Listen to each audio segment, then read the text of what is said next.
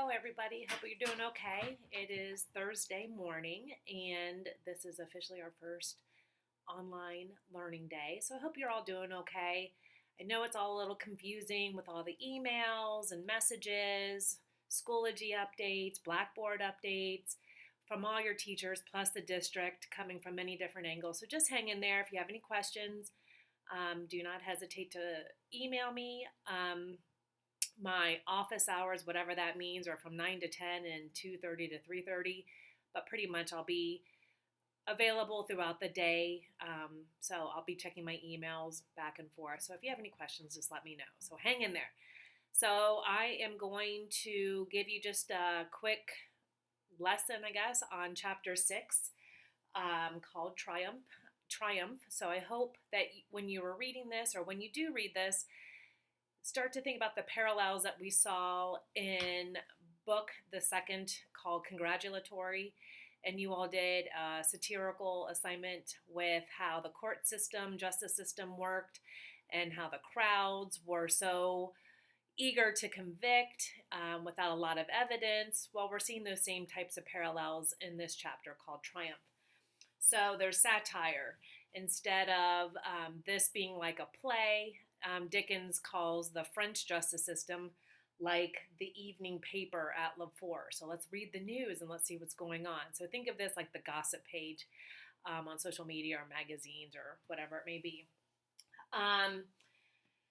So we get to see that, another parallel is instead of the blue flies that attended Darnay's trial in England, now we have the dogs, so kind of looking at the spectators as animals that are just instinctual. So think of it that way, and think about maybe even how we do that in our everyday lives. So Charles Darnay was released for his trial, and then he's found innocent. And so one of the questions that I'm going to ask you on the discussion board is, why was he pronounced innocent?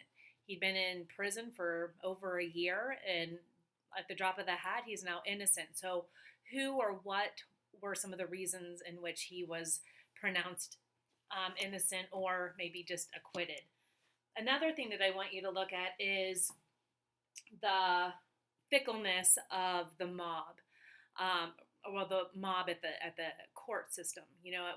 Think about how they go back and forth between their hatred, their bloodthirst, to this adoration, tears of joy. So find some passages in chapter 6 that detail how this mob mentality can be so fluid and fickle. That's the word I want you to use for this, because they go back and forth with no reasoning. And, it's part of our human nature. Sometimes we do that as well.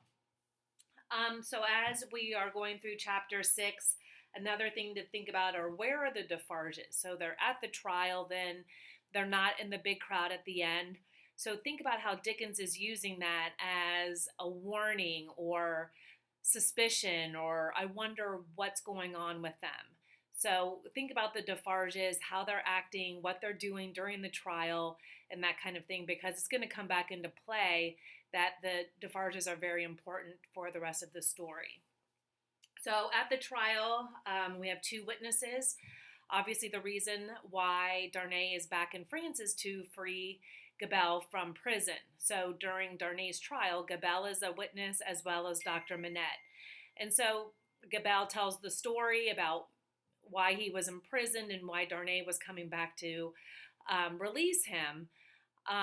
But the big witness is Dr. Manette. And why is Dr. Manette such a great influence for the jury and the judge in order to acquit Charles Darnay? So think about that. Find language. Again, that's going to be one of the discussion questions that I want you to look at. So back to the mob. On page 283 is where you're going to find a lot of your details and how Dickens portrays the mob. So pay special attention to page 283 with the mob. Again, that'll be part of your discussion question. Let's see. Moving on. This is a pretty short chapter. Page 284, we see Charles and Lucy back together. Yay, the little love story. What was interesting is the way in which Dickens portrays their reunion out in the streets with this Carmagnole, that big revolutionary dance going on in the background, which throughout these last few chapters we've seen how sinister and devilish, hellish this dance of the revolutionaries is. So we have this sweet little reunion of Lucy and Charles with the backdrop of the revolution, um, in juxtaposing with that. So it's kind of interesting how a sweet moment can be also very terrifying to other people.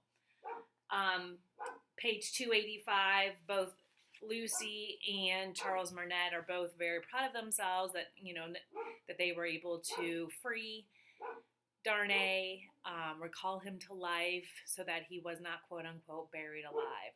So again, the short chapter, parallel to book the second, with the first trial. So just keep that in mind as you're reading. Again, I'll have some discussion questions posted on a board. More to come on that. So hope you're all doing well. Take care and see you for the next lecture.